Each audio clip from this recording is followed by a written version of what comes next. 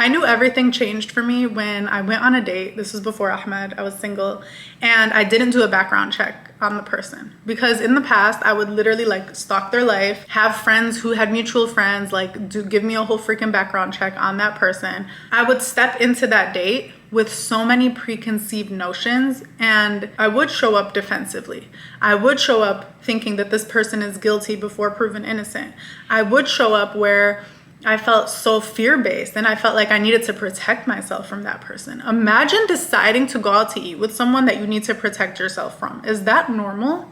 Like, why wouldn't I just stay home at that point? If I already felt like I needed to protect myself from this person, so much so that I did a whole freaking week's worth of research on them before I went out with them. Now, mind you, I'm not talking about like a real background check, but I felt an emotional danger in the past to where I would feel the need to do all of this research because I was afraid of my own feelings, my own potential feelings towards someone. That was such a sign at that time that I was not ready to be in a healthy relationship, because if you want to go around digging and scraping about anybody in life, you're going to find things that are not pleasant. If you think about your past, like I know with me, there's definitely, depending on who you talk to about me, like depending on what reference you're getting about me, someone who doesn't like me might dissuade someone from being friends with me or from wanting to date me.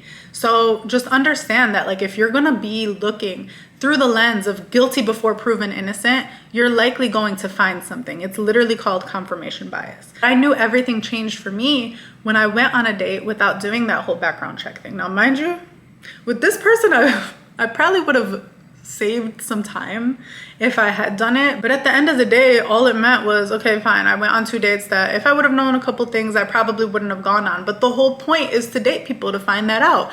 And I was still very proud of myself for going in, being open, for going in, enjoying my time. I don't regret the dates that I went on. They were fun. We had good conversation. We enjoyed each other's company. In my single years, I was able to dodge several bullets, but that was just through the process of being open. I don't know. I just look at those experiences as practice. Like, dating is a fun process that you can go through, and none of it has to be a waste of time. If you show up with the energy that you feel proud of, if you feel connected to yourself, with your femininity, with your identity, with however you want to show up in a relationship, even if it's the wrong guy in front of you, you're still practicing what it looks like for you to show up as the other half in this partnership, as the better half in this partnership. If you would have told 23 or 24-year-old me that I'm over here in this kitchen cooking up breakfast, lunch, dinner for Ahmed pretty much every day, I would have literally cracked up. I would have been like, what delusional world are you talking? Like, what? Girl, you can't even really cook like that. But when you think about it, if you strip apart these gender roles, if you strip apart all this baggage that society puts on something as silly as me making a breakfast for the man that I love, the way that I looked at it is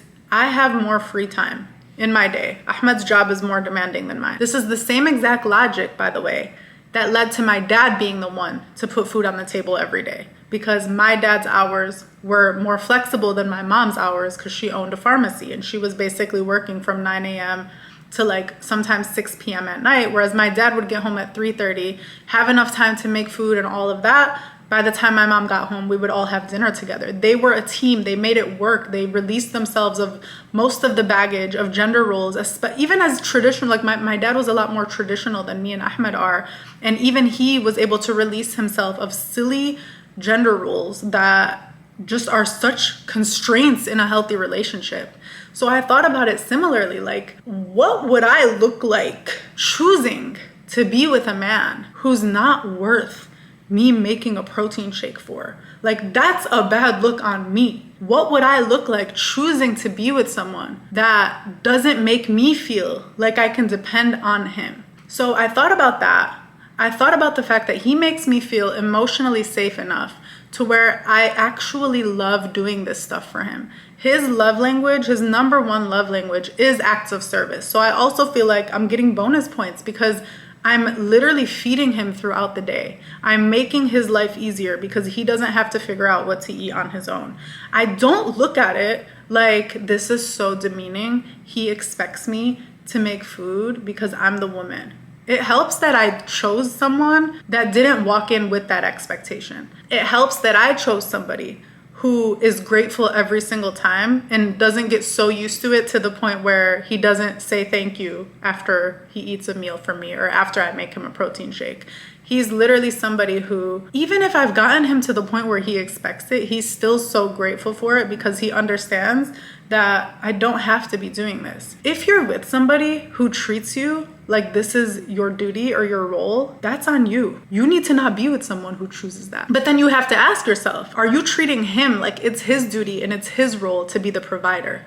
I think that's the part that kind of annoys me, especially about like the masculine, feminine, blah, blah, blah. I do feel like we've gotten to a point as women where we're not fair. And no matter what, and no matter which way you cut it or slice it, someone is going to be doing more work. And I don't even mean just like traditional work. I mean like housework or just in general, someone's going to be pulling more weight, and that can also change. Like maybe he's pulling more weight at the beginning of your relationship. And to be honest, Ahmed was pulling more weight in the first year or so of our relationship as we were moving to a new city, getting a new apartment, getting things together around the house. He was working a lot more than I was at his job, but also helping with like half of the housework. So he was pulling a lot more of the weight. Then we started pulling close to equal weight. I'm sure when we have kids, I might be pulling more of the weight. Like that's what a team is. A team is two people that are working hard, trying to make things equitable, trying to make things, as fair as possible. But no 2 days are ever going to look the same. And no two relationships are ever going to look the same. Stop listening to all of this really toxic advice where it's truly just projections. Whether it's an Andrew Tate type guy, or even like there's women that literally say shit like Andrew Tate, which like is a whole nother conversation. But these people are projecting what they think it means to be a woman. They think that to be a woman means you have to play by their rules. I would also say women who call themselves feminists, I don't think they're feminists, but women who call themselves feminists, who tell you that in order to be a good feminist, you need to make just as much money, or you need to do this, or you need to not put food on the table, you need to not be the only one cleaning in the house, he needs to help. Like, isn't it just about choice? These are the same women, and please don't put me on this soapbox, but I just need to make this point. These are the same women that think it's anti-feminist for women to choose to wear the hijab. So that's why I've never been cool with Western feminism ever since I was a child, because it never carved out space for people like me. It never carved out space for women of color who have different needs than just freeing the nipple, okay? So my point is that feminism has and always will be about choice. If your choice is to not work and for him to be the breadwinner and for you to be the homemaker, then that's a feminist decision because it's about choice.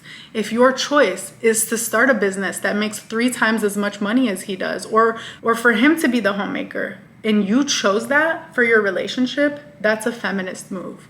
If your choice is to make him a protein shake every day, like I do, and serve it to him and then do the dish afterwards while you also go to work, that's also a feminist thing to do. Stop letting these losers tell you how to be a woman. That is so antithetical to anything pro-woman. There is nothing degrading about loving somebody in the way that feels safest to you. There is nothing degrading about depending on someone if it feels safe to do so. There's nothing degrading or even irresponsible or naive about choosing to believe that there are amazing men out there waiting for you who are gonna treat you like a queen. There is everything degrading about deciding that every guy is trash and that he needs to be treated as such because there's no other way to show up in a relationship than to demean a person that you chose to be with. That is so corny. That is so not powerful. That is literally stripping away all of your power and truly just giving it to him. The exact opposite of what you think you're doing. I want to just urge you, as my little sister, to show up with an open heart, okay? People will reveal themselves. It might be the first time you meet them. It might be the 10th time, but people reveal themselves to you. You always have a choice to move forward or to swipe left. That is your choice.